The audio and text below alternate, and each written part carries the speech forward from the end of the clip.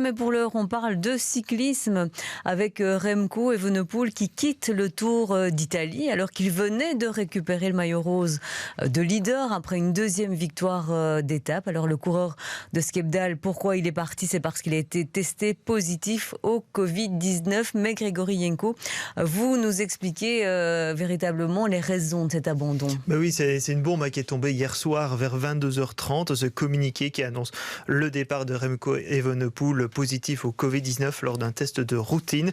C'est la première fois qu'un leader d'une course par étape doit abandonner à cause du Covid-19 depuis 4 ans. Alors évidemment, on peut s'étonner d'une telle décision quand on voit que Remco Evenepoel a gagné le contre-la-montre l'après-midi même, qu'il venait de reprendre le maillot rose. Mais voilà, ses traits semblaient tirés, il semblait bien plus fatigué qu'à l'accoutumée.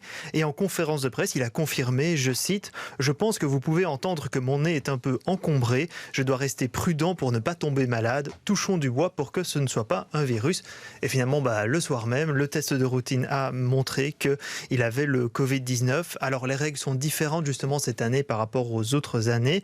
Un cas positif ne signifie pas un forfait automatique. C'est une décision qui doit être conjointe entre le médecin de l'équipe, le médecin de la course et le médecin coordinateur Covid-19 de l'Union cycliste internationale, la fédération internationale. Donc ces 3 personnes ont collégialement estimé qu'Evenepoel devait arrêter pour sa propre santé. Et son papa, Patrick Evenepoel, l'a confirmé à Sudinfo et Platze News. Quand le médecin de l'équipe dit stop, on dit stop tout simplement. Et Remco n'est pas le seul cas positif sur ce Giro. Alors pourquoi le Covid-19 est-il toujours autant craint dans le peloton? Parce qu'il a déjà fait beaucoup de dégâts sur le physique de certains coureurs. Greg Van Avermaet, Peter Sagan, Tim de Klerk, se sont plaints des effets à long terme d'une contamination au Covid-19, expliquent qu'ils n'arrivent pas aux mêmes données qu'avant leur contamination. Sonny Colbrelli, qui a dû renoncer à sa carrière après des problèmes cardiaques l'année dernière, a également des indices selon lesquels le Covid a pu avoir un impact sur ses soucis de santé. Donc voilà, l'impact sur le long terme du Covid reste encore méconnu et les sportifs de haut niveau ne veulent plus prendre aucun risque. Il est nécessaire de se soigner avant d'envisager un effort de haute intensité, surtout que sur ce Giro, la 3e semaine s'annonçait comme la plus difficile et il n'était pas sûr qu'Evenepoel allait être remis d'ici là. Alors la déception du Tour d'Italie et de son maillot rose. Maintenant, il y a beaucoup de fans de cyclisme, pas mal de journalistes aussi, qui espèrent voir Remco Evenepoel en jaune au Tour de France.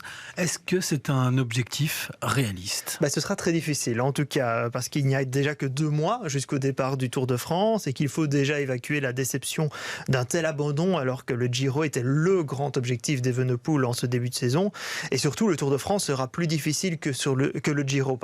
Pas forcément le parcours, mais la pression inhérente au Tour. Ça reste quand même considéré comme la plus grande course de la saison. Et aussi la concurrence qui sera plus rude avec Tadej Pogačar et Jonas Vingegaard qui sont vraiment les 2 grands favoris qui semblent encore plus forts qu'Evenepoel en montagne.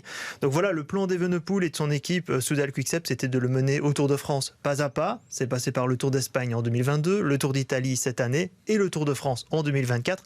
A priori, il devrait rester sur ce plan, mais en bouleversant un peu cette fin de saison. D'abord viser les championnats du monde qui se disputeront en août à Glasgow avant d'enchaîner avec le Tour d'Espagne fin août où il pourrait du coup remporter un 2e maillot rouge. Voilà, l'équipe Soudal Quick-Step de son côté a annoncé qu'il faudra quelques semaines avant que le futur programme de Remco Evenepoel soit officiellement établi.